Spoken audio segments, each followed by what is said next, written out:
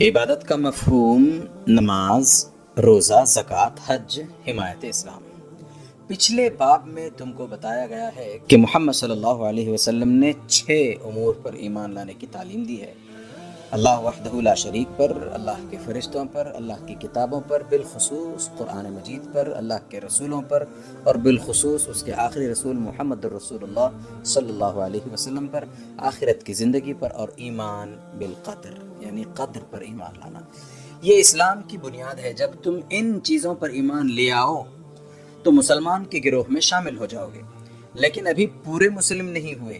پورا مسلم انسان اس وقت ہوتا ہے جب وہ ان احکام کی اطاعت کرے جو نبی کریم صلی اللہ علیہ وسلم نے اللہ کی طرف سے دیے ہیں، کیونکہ ایمان لانے کے ساتھ ہی اطاعت تم پر لازم ہو جاتی ہے، اور اطاعت ہی کا نام اسلام ہے۔ دیکھو، تم نے اقرار کیا کہ اللہ ہی تمہارا خدا ہے۔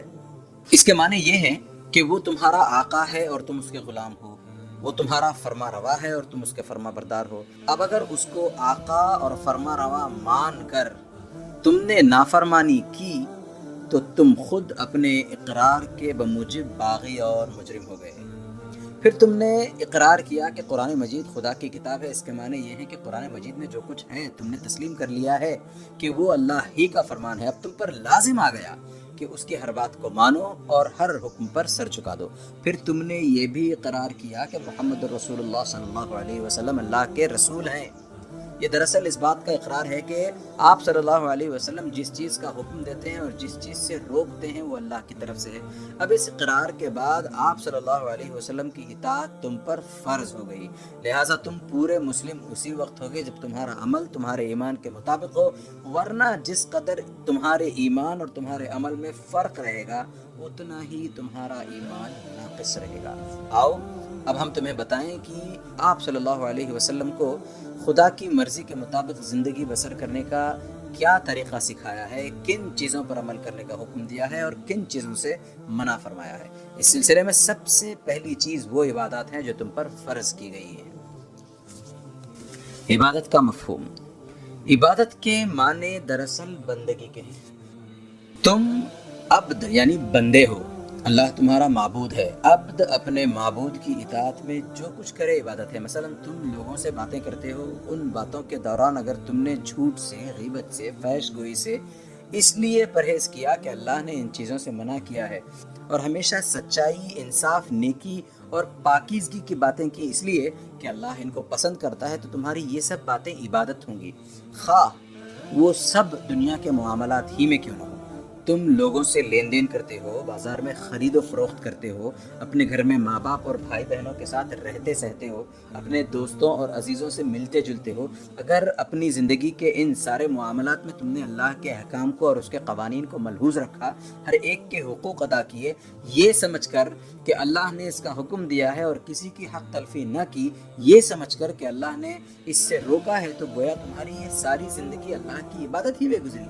تم نے کسی غریب کی مدد کی، کسی بھوکے کو کھانا کھلایا، کسی بیمار کی خدمت کی، اور ان سب کاموں میں تم نے اپنے کسی ذاتی فائدے یا عزت یا ناموری کو نہیں بلکہ اللہ کی خوشنودی کو پیش نظر رکھا، تو یہ سب کچھ عبادت میں شمار ہوگا۔ تم نے تجارت یا صنعت یا مزدوری کی اور اس میں اللہ کا خوف کر کے پوری دیانت اور ایمانداری سے کام لیا، حلال کی روٹی کمائی اور حرام سے بچے، تو یہ روٹی کمانا بھی اللہ کی عبادت میں لکھا جائے گا، حالانکہ تم نے اپنی روزی کمانے کے لیے یہ کام کیے تھے۔ غرض یہ کہ دنیا کی زندگی میں ہر وقت ہر معاملے میں اللہ سے خوف کرنا، اس کی خوشنودی کو پیش نظر رکھنا، اس کے قانون کی پیروی کرنا، ہر ایک فائدے کو ٹھکرا دینا جو اس کی نافرمانی سے حاصل ہوتا ہو، اور ہر ایسے نقصان کو گوارا کر لینا جو اس کی فرما برداری میں پہنچے یا پہنچنے کا خوف ہو، یہ اللہ کی عبادت ہے۔ اس طریقے کی زندگی سراسر عبادت ہی عبادت ہے، حتیٰ کہ ایسی زندگی میں کھانا، پینا، پھرنا، سونا، جاگنا، بات چیت کرنا سب کچھ داخل عبادت ہے۔ یہ عبادت کا اصلی مفہوم ہے، اور انسان کا اصل مقصد مسلمان کو ایسا ہی عبادت گزار بندہ بنانا ہے۔ اس غرض کے لیے اسلام میں چند ایسی عبادتیں فرض کی گئی ہیں جو انسان کی اس بڑی عبادت کے لیے ٹریننگ کورس کی حیثیت رکھتی ہیں۔ جو شخص یہ ٹریننگ جتنی اچھی طرح لے گا، وہ اس بڑی اور اصلی عبادت کو اتنی ہی اچھی طریقے سے ادا کر سکے گا۔ اس لیے ان خاص باتوں کو فرض عین قرار دیا گیا ہے اور انہیں ارکان دین یعنی دین کے ستون کہا گیا ہے۔ جس طرح ایک عمارت چند ستونوں پر قائم ہوتی ہے، اسی طرح اسلامی زندگی کی عمارت بھی ان ستونوں پر قائم ہے۔ ان کو توڑ دو گے تو اسلام کی عمارت کو گرا دو گے۔ نماز، ان فرائض میں سب سے پہلا فرض نماز ہے۔ یہ نماز کیا ہے؟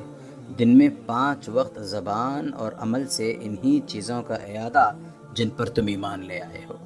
تم صبح اٹھے اور سب سے پہلے پاک صاف ہو کر اپنے اللہ کے سامنے حاضر ہو گئے، اس کے سامنے کھڑے ہو کر، بیٹھ کر، جھک کر، زمین پر سر ٹیک کر اپنی بندگی کا اقرار کیا، اس سے مدد مانگی، اس سے ہدایت طلب کی، اس سے اطاعت کا عہد تازہ کیا، اس کی خوشنودی چاہنے اور اس کے غضب سے بچنے کی خواہش کا بار بار اعادہ کیا، اس کی کتاب کا سبق دہرایا، اس کے رسول کی سچائی پر گواہی دی اور اس دن کو بھی یاد کر لیا جب تم اس کی عدالت میں اپنے اعمال کے جواب دہی کے لیے حاضر ہوگے۔ اس طرح تمہارا دن شروع ہوا تھا۔ چند گھنٹے تم اپنے کاموں میں لگے رہے، پھر ظہر کے وقت مؤذن نے تم کو یاد دلایا کہ آؤ، اور چند منٹ کے لیے اس سبق کو پھر دہرا لو، کہیں ایسا نہ ہو کہ اسے تم بھول کر خدا سے غافل ہو جاؤ۔ تم اٹھے اور ایمان تازہ کر کے پھر دنیا اور اس کے کاموں کی طرف پلٹ آئے۔ چند گھنٹوں کے بعد پھر عصر کے وقت تمہاری طلبی ہوئی اور تم نے پھر ایمان تازہ کر لیا۔ اس کے بعد مغرب ہوئی اور رات شروع ہو گئی، تو صبح کو تم نے دن کا آغاز جس عبادت کے ساتھ کیا تھا، رات کا آغاز بھی اسی سے کیا، تاکہ رات کو بھی تم اس سبق کو نہ بھولنے پاؤ اور اسے بھول کر بھٹک نہ جاؤ۔ چند گھنٹوں کے بعد عشاء ہوئی اور سونے کا وقت آ گیا۔ اب آخری بار تم کو ایمان کی ساری تعلیم یاد دلا دی گئی، کیونکہ یہ سکون کا وقت ہے۔ دن کے ہنگامے میں اگر تم کو پوری توجہ کا موقع نہ ملا ہو تو اس وقت اطمینان کے ساتھ توجہ کر سکتے ہو۔ دیکھو، یہ وہ چیز ہے جو ہر روز دن میں 5 وقت تمہارے اسلام کی بنیاد کو مضبوط کرتی رہتی ہے۔ یہ بار بار تم کو اس بڑی عبادت کے لیے تیار کرتی ہے جس کا مفہوم ہم نے ابھی چند سطور پہلے تم کو سمجھا دیا ہے۔ یہ ان تمام عقیدوں کو تازہ کرتی رہتی ہے جن پر تمہارے نفس کی پاکیزگی، روح کی ترقی، اخلاق کی درستی اور عمل کی اصلاح موقوف ہے۔ غور کرو، وضو میں تم اس طریقے کی کیوں پیروی کرتے ہو جو رسول اکرم صلی اللہ علیہ وسلم نے بتایا ہے، اور نماز میں وہ سب چیزیں کیوں پڑھتے ہو جو آپ صلی اللہ علیہ وسلم نے تعلیم کی ہیں؟ اسی لیے نا کہ تم آپ صلی اللہ علیہ وسلم کی اطاعت کو فرض سمجھتے ہو۔ قرآن کو تم قصداً غلط کیوں نہیں پڑھتے؟ اسی لیے نا کہ تمہیں اس کے کلام الہی ہونے کا یقین ہے۔ نماز میں جو چیزیں خاموشی کے ساتھ پڑھی جاتی ہیں، اگر تم ان کو نہ پڑھو یا ان کی جگہ کچھ اور پڑھو تو تمہیں کس کا خوف ہے؟ کوئی انسان تو سننے والا نہیں۔ ظاہر ہے کہ تم یہی سمجھتے ہو کہ خاموشی کے ساتھ جو کچھ ہم پڑھ رہے ہیں اسے بھی اللہ سن رہا ہے، اور ہماری کسی ڈھکی چھپی حرکت سے وہ بے خبر بالکل بھی نہیں ہے۔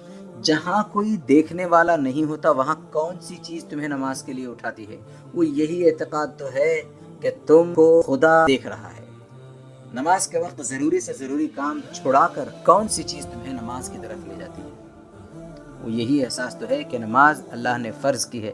جاڑے میں صبح کے وقت اور گرمی میں دوپہر کے وقت اور روزانہ شام کی دلچسپ تفریحوں میں مغرب کے وقت کون سی چیز تم کو نماز پڑھنے پر مجبور کرتی ہے؟ وہ فرض شناسی نہیں تو اور کیا ہے؟ پھر نماز نہ پڑھنے یا نماز میں جان بوجھ کر غلطی کرنے سے تم کیوں ڈرتے ہو؟ اسی لیے نا کہ تم کو اللہ کا خوف ہے اور تم جانتے ہو کہ ایک دن اس کی عدالت میں حاضر ہونا ہے۔ اب بتاؤ کہ نماز سے بہتر اور کون سی ٹریننگ ہو سکتی ہے جو تم کو پورا اور سچا مسلمان بنانے والے ہو؟ مسلمان کے لیے اس سے اچھی تربیت کیا ہو سکتی ہے کہ وہ ہر روز کئی مرتبہ اللہ کی یاد، اس کے خوف اور اس کے ناظر ہونے کے یقین اور عدالت الہی میں پیش ہونے کے اعتقاد کو تازہ کرتا ہے۔ روزانہ کئی بار لازمی طور پر رسول صلی اللہ علیہ وسلم کی پیروی کرے۔ صبح سے لے کر رات تک ہر چند گھنٹوں کے بعد اس فرض کو بجا لانے کی مشق کرائی جاتی رہے۔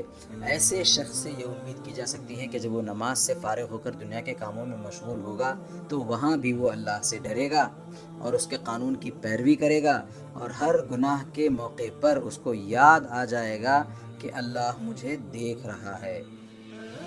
اگر کوئی اتنی اعلیٰ درجے کی ٹریننگ کے بعد بھی اللہ سے بے خوف اور اس کے احکام کی خلاف ورزی نہ چھوڑے تو یہ نماز کا قصور نہیں بلکہ خود اس شخص کے نفس کی خرابی ہے۔ پھر دیکھو اللہ نے نماز کو باجماعت پڑھنے کی تاکید فرمائی ہے، اور خاص طور پر ہفتے میں ایک مرتبہ جمعہ کی نماز باجماعت پڑھنا فرض کر دیا ہے۔ یہ مسلمانوں میں اتحاد اور برادری پیدا کرنے والی چیز ہے، ان کو ملا کر ایک مضبوط جتھا بناتی ہے۔ جب وہ سب مل کر ایک ہی اللہ کی عبادت کرتے ہیں، ایک ساتھ اٹھتے بیٹھتے ہیں، تو آپ سے آپ ان کے دل ایک دوسرے سے جڑ جاتے ہیں، اور ان میں یہ احساس پیدا ہو جاتا ہے کہ ہم سب بھائی بھائی ہیں۔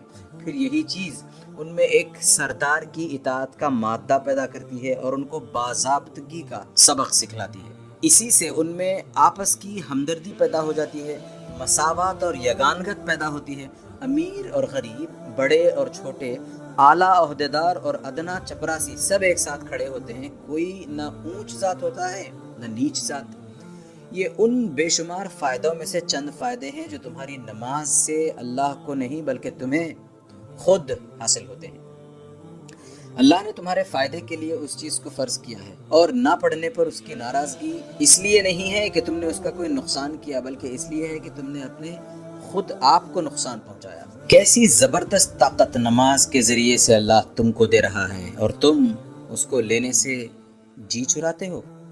کس قدر شرم کا مقام ہے کہ تم زبان سے تو اللہ کی خدائی اور رسول اکرم صلی اللہ علیہ وسلم کی اطاعت اور آخرت کی باز پرس کا اقرار کرو، اور تمہارا عمل یہ ہو کہ اللہ اور رسول اللہ صلی اللہ علیہ وسلم نے سب سے بڑا فرض جو تم پر عائد کیا ہے اس کو ادا نہ کرو۔ تمہارا یہ عمل دو حال سے خالی نہیں ہو سکتا، یا تو تم کو نماز کے فرض ہونے سے انکار ہے، یا تم اسے فرض تو مانتے ہو اور پھر ادا کرنے سے بچتے ہو۔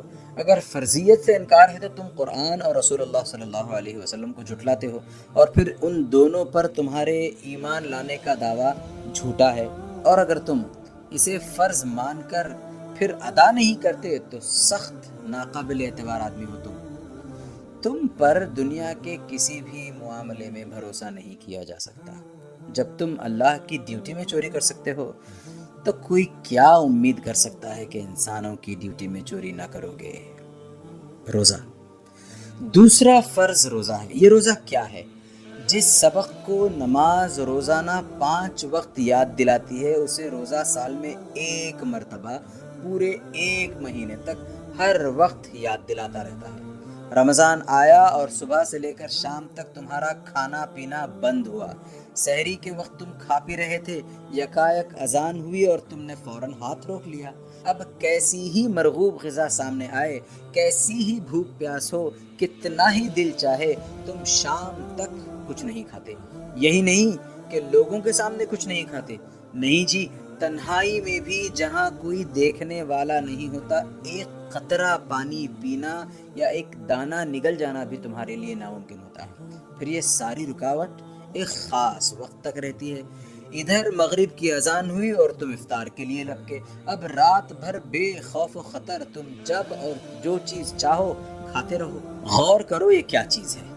اس کے تہ میں اللہ کا خوف ہے، اللہ کے تم پر نگہبان ہونے کا یقین ہے، آخرت کی زندگی اور اللہ کی عدالت پر ایمان ہے، قرآن اور رسول اکرم صلی اللہ علیہ وسلم کی سخت اطاعت ہے، فرض کا زبردست احساس ہے، صبر اور مصائب کے مقابلے کی مشق ہے، اللہ کی خوشنودی کے مقابلے میں خواہشات نفس کو روکنے اور دبانے کی طاقت ہے۔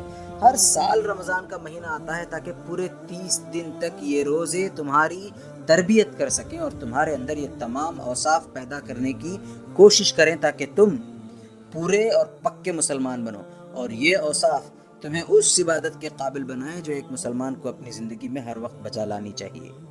پھر دیکھو اللہ نے تمام مسلمانوں کے لیے روزہ ایک ہی مہینے میں فرض کیا ہے تاکہ سب مل کر روزہ رکھیں، علیحدہ علیحدہ نہ رکھیں۔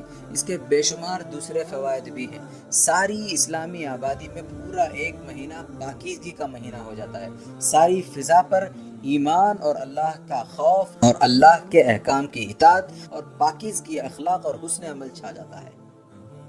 اس فضا میں برائیاں دب جاتی ہیں اور نیکیاں ابھرتی ہیں۔ اچھے لوگ نیک کاموں میں ایک دوسرے کی مدد کرتے ہیں، برے لوگ بدی کے کام کرتے ہوئے شرماتے ہیں۔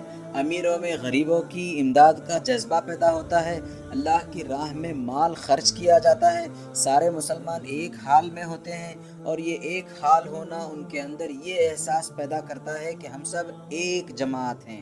ان میں برادری، ہمدردی اور باہمی اتحاد پیدا کرنے کے لیے یہ ایک کارگر نسخہ ہے۔ یہ سب ہمارے ہی فائدے ہیں۔ ہمیں بھوکا رکھنے سے اللہ کا کوئی فائدہ نہیں۔ اس نے ہماری بھلائی ہی کے لیے رمضان کے روزے ہم پر فرض کیے ہیں۔ اس فرض کو جو لوگ بغیر کسی معقول وجہ کے ادا نہیں کرتے، وہ اپنے اوپر خود ظلم کرتے ہیں، اور سب سے زیادہ شرمناک طریقہ ان کا ہے جو رمضان میں علانیہ کھاتے پیتے ہیں۔ وہ گویا اس بات کا اعلان کرتے ہیں کہ ہم مسلمانوں کی جماعت میں سے نہیں ہیں، ہم کو اسلام کے احکام کی کوئی پرواہ نہیں، اور ہم ایسے بے باک ہیں کہ جس کو اللہ مانتے ہیں اس کی اطاعت سے بھی ہم کھلم کھلا منہ موڑ جاتے ہیں۔ بتاؤ، جن لوگوں کے لیے اپنی جماعت سے الگ ہونا ایک آسان بات ہو، جن کو اپنے خالق اور رازق کے خلاف بغاوت کرتے ہوئے ذرا شرم نہ آئے، اور جو اپنے دین کے سب سے بڑے پیشوا کے مقرر کیے ہوئے قانون کو علانیہ توڑیں، اس سے کوئی شخص کس وفاداری، کس نیک چلنی اور امانت داری، کس فرض شناسی اور پابندی قانون کی امید کر سکتا ہے؟ زکوٰۃ، تیسرا فرض زکوٰۃ ہے۔ اللہ تعالیٰ نے ہر مسلمان مالدار پر فرض کیا ہے کہ اگر اس کے پاس کم سے کم 40 روپے ہوں اور ان پر ایک سال پورا گزر جائے تو وہ ان میں سے 1 روپیہ کسی غریب رشتہ دار یا کسی محتاج، کسی مسکین، کسی نو مسلم، کسی مسافر یا کسی قرض دار شخص کو دے دے۔ اس طرح اللہ نے امیروں کی دولت میں غریبوں کے لیے کم از کم 2.5% حصہ مقرر کر دیا ہے۔ اس سے زیادہ اگر کوئی کچھ دے تو یہ احسان ہے جس کا ثواب اور زیادہ ہوگا۔ دیکھو، یہ حصہ اللہ کو نہیں پہنچتا، وہ تمہاری کسی چیز کا محتاج نہیں، لیکن وہ فرماتا ہے کہ اگر تم نے خوش دلی کے ساتھ میری خاطر اپنے کسی غریب بھائی کو کچھ دیا تو گویا مجھ کو دیا، اس کی طرف سے میں تم کو کئی گنا زیادہ بدلہ دوں گا۔ البتہ شرط یہ ہے کہ اس کو دے کر تم کوئی احسان نہ جتاؤ، اس کو ذلیل و حقیر نہ کرو، اس سے شکریہ کی بھی خواہش نہ رکھو، یہ بھی کوشش نہ کرو کہ تمہاری اس بخشش کا لوگوں میں چرچا ہو اور تمہاری لوگ تعریف کریں کہ فلاں صاحب بڑے سخی داتا ہیں۔ اگر تم ان ناپاک خیالات سے اپنے دل کو پاک رکھو گے اور محض میری خوشنودی کے لیے اپنی دولت میں سے غریبوں کو حصہ دو گے تو میں اپنی بے پایاں دولت میں سے تم کو وہ حصہ دوں گا جو کبھی ختم نہ ہوگا۔ اللہ تعالیٰ نے اس زکوٰۃ کو ہم پر اسی طرح فرض کیا ہے جس طرح نماز روزے کو فرض کیا ہے۔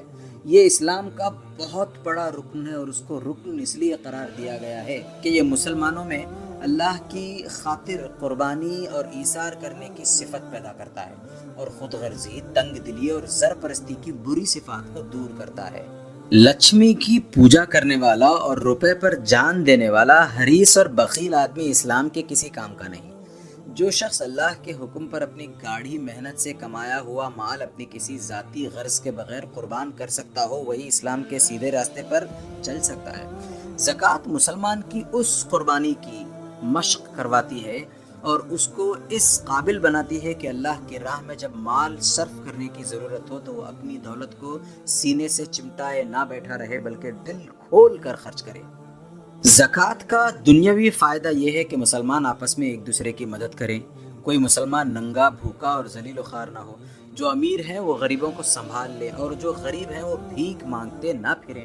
کوئی شخص اپنی دولت کو صرف اپنے عیش و آرام اور اپنی شان و شوکت ہی پر نہ اڑا دے، بلکہ یہ بھی یاد رکھے کہ اس میں اس کی قوم کے یتیموں اور بیواؤں اور محتاجوں کا بھی حق ہے۔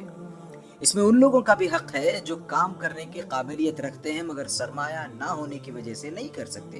اس میں ان بچوں کا بھی حق ہے جو قدرت سے دماغ اور ذہانت لائے ہیں مگر غریب ہونے کی وجہ سے تعلیم نہیں پا سکتے۔ اس میں ان کا بھی حق ہے جو معذور ہو گئے ہیں اور کوئی کام کرنے کے قابل نہیں رہے۔ جو شخص اس حق کو نہیں مانتا وہ ظالم ہے۔ اس سے بڑھ کر کیا ظلم ہوگا کہ تم اپنے پاس روپے کے کھتے بھرے بیٹھے رہو، کوٹھیوں میں عیش کرو، موٹروں میں چڑھے چڑھے پھرو اور تمہاری قوم کے ہزاروں آدمی روٹیوں کے محتاج ہوں اور ہزاروں کام کے آدمی بیکار مارے مارے پھریں۔ اسلام ایسی خود غرضی کا دشمن ہے۔ کافروں کو ان کی تہذیب یہ سکھاتی ہے کہ جو کچھ دولت ان کے ہاتھ میں لگے اس کو سمیٹ سمیٹ کر رکھیں اور اسے سود پر چلا کر آس پاس کے لوگوں کی کمائی بھی اپنے پاس کھینچ لیں۔ لیکن مسلمانوں کو ان کا مذہب یہ سکھاتا ہے کہ اگر خدا تمہیں اس قدر رزق دے جو تمہاری ضرورت سے زیادہ ہو تو اس کو سمیٹ کر نہ رکھو، بلکہ اپنے دوسرے بھائیوں کو دو تاکہ ان کی ضرورتیں پوری ہوں اور تمہاری طرح وہ بھی کچھ کمانے اور کام کرنے کے قابل ہو جائیں۔ حج، چوتھا فرض حج ہے۔ یہ عمر میں صرف ایک مرتبہ ادا کرنا ضروری ہے اور وہ بھی صرف ان کے لیے جو مکہ معظمہ تک جانے کا خرچ برداشت کر سکتے ہوں۔ جہاں اب مکہ معظمہ آباد ہے، یہاں اب سے ہزاروں برس پہلے ابراہیم علیہ السلام نے ایک چھوٹا سا گھر اللہ کی عبادت کے لیے بنایا تھا۔ اللہ نے ان کی خلوص اور محبت کی یہ قدر فرمائی کہ اس کو اپنا گھر قرار دیا اور فرمایا کہ جس کو ہماری عبادت کرنی ہو وہ اسی گھر کی طرف رخ کر کے عبادت کرے، اور فرمایا کہ ہر مسلمان خواہ وہ دنیا کے کسی کونے میں ہو، شرط استطاعت عمر میں کم از کم ایک مرتبہ اس گھر کی زیارت کے لیے آئے اور اسی محبت کے ساتھ ہمارے اس گھر کا طواف کرے جس کے ساتھ ہمارا پیارا بندہ ابراہیم علیہ السلام طواف کرتا تھا۔ پھر یہ حکم دیا کہ جب ہمارے گھر کی طرف آؤ تو اپنے دلوں کو پاک کرو، نفسانی خواہشات کو روکو، خون ریزی اور بدکاری اور بد زبانی سے بچو، اسی ادب و احترام اور عاجزی کے ساتھ آؤ جس کے ساتھ تم کو اپنے مالک کے دربار میں حاضر ہونا چاہیے۔ یہ سمجھو کہ ہم اس بادشاہ کی خدمت میں جا رہے ہیں جو زمین اور آسمان کا حاکم ہے اور جس کے مقابلے میں سب انسان فقیر ہیں۔ اس عاجزی کے ساتھ جب آؤ گے اور خلوص دل کے ساتھ عبادت کرو گے تو ہم تمہیں اپنی نوازشوں سے مالا مال کر دیں گے۔ ایک لحاظ سے دیکھو تو حج سب سے بڑی عبادت ہے۔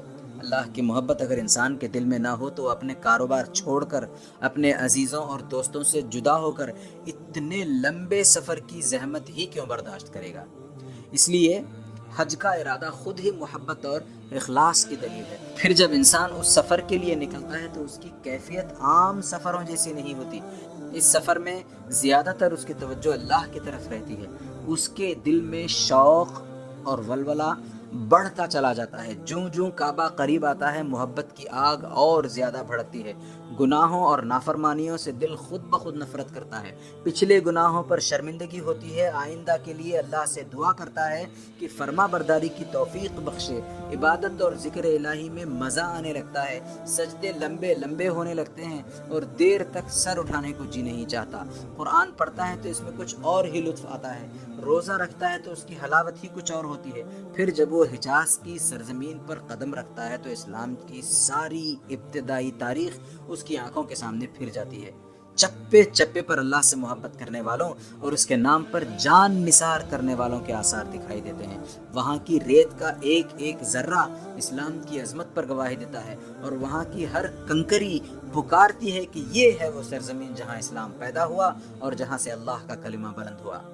اس طرح مسلمان کا دل اللہ اور اسلام کی محبت سے بھر جاتا ہے اور وہاں سے وہ ایسا گہرا اثر لے کر آتا ہے جو مرتے دم تک دل سے محو نہیں ہوتا۔ دین کے ساتھ اللہ نے حج میں دنیا کے بھی بے شمار فائدے رکھے ہیں۔ حج کی وجہ سے مکہ دنیا کے مسلمانوں کا مرکز بنا دیا گیا ہے۔ زمین کے ہر کونے سے اللہ کے نام لینے والے ایک ہی زمانے میں وہاں جمع ہوتے ہیں، ایک دوسرے سے ملتے ہیں، آپس میں اسلامی محبت قائم ہوتی ہے اور یہ نقش دلوں میں بیٹھ جاتا ہے کہ مسلمان خواہ کسی ملک اور کسی نسل کے ہوں، سب ایک دوسرے کے بھائی ہیں اور ایک ہی قوم ہے۔ اس بنا پر حج ایک طرف اللہ کی عبادت ہے تو اس کے ساتھ ہی وہ تمام دنیا کے مسلمانوں کی کانفرنس بھی ہے اور مسلمانوں کی عالمگیری برادری میں اتحاد پیدا کرنے کا سب سے بڑا ذریعہ بھی۔ حمایت اسلام، آخری فرض جو اللہ کی طرف سے تم پر عائد کیا گیا ہے حمایت اسلام ہے۔ اگرچہ یہ ارکان اسلام میں سے نہیں ہے مگر یہ اسلامی فرائض میں سے ایک اہم فرض ہے اور قرآن و حدیث میں اس پر بہت زور دیا گیا ہے۔ حمایت اسلام کیا چیز ہے اور کیوں فرض کی گئی ہے، اس کو تم ایک مثال سے بآسانی سمجھ سکتے ہو۔ فرض کرو کہ ایک شخص تم سے دوستی کرتا ہے، مگر ہر آزمائش کے موقع پر ثابت ہوتا ہے کہ اس کو تم سے کوئی ہمدردی نہیں، وہ تمہارے فائدے اور نقصان کی پرواہ نہیں کرتا۔ جس کام میں تمہارا نقصان ہوتا ہے اس کو وہ اپنے ذاتی فائدے کی خاطر تکلف کر گزرتا ہے، جس کام میں تمہارا فائدہ ہوتا ہے اس میں تمہارا ساتھ دینے سے وہ صرف اس لیے پرہیز کرتا ہے کہ اس میں اس کا خود کا کوئی فائدہ نہیں۔ تم پر کوئی مصیبت آئے تو وہ تمہاری کوئی مدد نہیں کرتا، کہیں تمہاری برائی کی جا رہی ہو تو وہ خود بھی برائی کرنے والوں میں شریک ہو جاتا ہے، یا کم از کم تمہاری برائی کو خاموشی کے ساتھ سنتا ہے۔ تمہارے دشمن تمہارے خلاف کوئی کام کریں تو وہ ان کے ساتھ شریک ہو جاتا ہے، یا کم از کم تمہیں ان کی شرارتوں سے بچانے کی ذرا کوشش نہیں کرتا۔ بتاؤ، کیا تم ایسے شخص کو اپنا دوست سمجھو گے؟ تم یقیناً کہو گے کہ ہرگز نہیں، اس لیے کہ وہ محض زبان سے دوستی کا دعویٰ کرتا ہے، مگر در حقیقت دوستی اس کے دل میں ہی نہیں ہے۔ دوستی کے معنی تو یہ ہے کہ انسان جس کا دوست ہو اس سے محبت اور خلوص رکھے، اس کا ہمدرد و خیر خواہ ہو، وقت پر اس کے کام آئے، دشمنوں کے مقابلے میں اس کی مدد کرے، اس کی برائی سننے تک کا روادار نہ ہو۔ جب یہ بات اس میں نہیں تو یہ منافق ہے، اس کا دوستی کا دعویٰ جھوٹا ہے۔ اسی مثال پر قیاس کر لو کہ جب تم مسلمان ہونے کا دعویٰ کرتے ہو تو تم پر فرض کیا عائد ہوتا ہے؟ مسلمان ہونے کے معنی یہ ہے کہ تم میں اسلامی حمیت ہو، ایمانی غیرت ہو، اسلام کی محبت اور اپنے مسلمان بھائیوں کی سچی خیر خواہی ہو۔ تم خواہ دنیا کا کوئی کام کرو، اس میں اسلام کا مفاد اور مسلمانوں کی بھلائی ہمیشہ تمہارے پیش نظر رہے۔ اپنے ذاتی فائدے کی خاطر یا اپنے کسی ذاتی نقصان سے بچنے کی خاطر تم سے کبھی کوئی ایسی حرکت سرزد نہ ہو جو اسلام کے مقاصد اور مسلمانوں کی فلاح کے خلاف ہو، اور ہر اس کام میں دل و جان اور مال سے حصہ لو جو اسلام اور مسلمانوں کے لیے مفید ہے، اور ہر اس کام سے الگ رہو جو اسلام اور مسلمانوں کے لیے نقصان دہ ہو۔ اپنے دین اور اپنی دینی جماعت کی عزت کو اپنی عزت سمجھو۔ جس طرح تم خود اپنی توہین برداشت نہیں کر سکتے، اسی طرح اسلام اور اہل اسلام کی توہین بھی برداشت نہ کرو۔ جس طرح تم خود اپنے خلاف اپنے دشمنوں کا ساتھ نہیں دیتے، اسی طرح اسلام اور مسلمانوں کے دشمنوں کا بھی ساتھ نہ دو۔ جس طرح تم اپنی جان، مال اور عزت کی حفاظت کے لیے ہر قسم کی قربانی پر آمادہ ہو جاتے ہو، اسی طرح اسلام اور مسلمانوں کی حفاظت کے لیے بھی ہر قربانی پر آمادہ رہو۔ یہ صفات ہر اس شخص میں ہونی چاہیے جو اپنے آپ کو مسلمان کہتا ہو، ورنہ اس کا شمار منافقوں میں ہوگا اور اس کا عمل خود ہی اس کے زبانی دعوے کو جھوٹا ثابت کر دے گا۔ اسی حمایت اسلام کا ایک شعبہ وہ ہے جس کو شریعت کی زبان میں جہاد کہتے ہیں۔ جہاد کے لفظی معنی ہے کسی کام میں اپنی انتہائی طاقت صرف کر دینے کے۔ اس معنی کے لحاظ سے جو شخص اللہ کا کلمہ بلند کرنے کے لیے روپے سے، زبان سے، قلم سے، ہاتھ پاؤں سے کوشش کرتا ہے وہ بھی جہاد کرتا ہے، مگر خاص طور پر جہاد کا لفظ اس جنگ کے لیے استعمال کیا گیا ہے جو تمام دنیاوی اغراض سے پاک ہو کر محض اللہ کے لیے اسلام کے دشمنوں سے کی جائے۔ شریعت میں اس جہاد کو فرض کفایہ کہتے ہیں، یعنی یہ ایسا فرض ہے جو تمام مسلمانوں پر عائد تو ہو جاتا ہے، لیکن اگر ایک جماعت اس کو ادا کرے تو باقی لوگوں پر سے اس کو ادا کرنے کی ذمہ داری ساقط ہو جاتی ہے۔ البتہ اگر کسی اسلامی ملک پر دشمنوں کا حملہ ہو تو اس صورت میں جہاد اس ملک کے تمام باشندوں پر نماز اور روزے کی طرح فرض عین ہو جاتا ہے، اور اگر وہ مقابلے کی طاقت نہ رکھتے ہوں تو ان کے قریب جو ملک واقع ہوں وہاں کے بھی ہر مسلمان پر فرض ہو جاتا ہے کہ جان اور مال سے ان کی مدد کرے، اور اگر ان کی مدد سے بھی دشمن کا حملہ دفع نہ ہو تو تمام دنیا کے مسلمانوں پر ان کی حمایت اسی طرح فرض ہو جاتی ہے جس طرح نماز اور روزہ فرض ہے۔ یعنی اگر کوئی ایک شخص بھی یہ فرض ادا کرنے میں کوتاہی کرے تو گنہگار ہوگا۔ ایسی صورتوں میں جہاد کی اہمیت نماز اور روزے سے بھی زیادہ ہو جاتی ہے، اس لیے کہ وہ وقت ایمان کے امتحان کا ہوتا ہے۔ جو شخص مصیبت کے وقت اسلام اور مسلمانوں کا ساتھ نہ دے اس کا ایمان ہی مشتبہ ہے، پھر اس کے نماز کس کام کی اور اس کے روزے کی کیا وقعت۔ اور اگر کوئی بدبخت ایسا ہو کہ اس وقت اسلام اور مسلمانوں کے دشمنوں کا ساتھ دے تو وہ یقیناً منافق ہے۔ اس کی نماز اور اس کا روزہ اور اس کی زکوٰۃ اور اس کے حج سب کچھ بیکار ہیں۔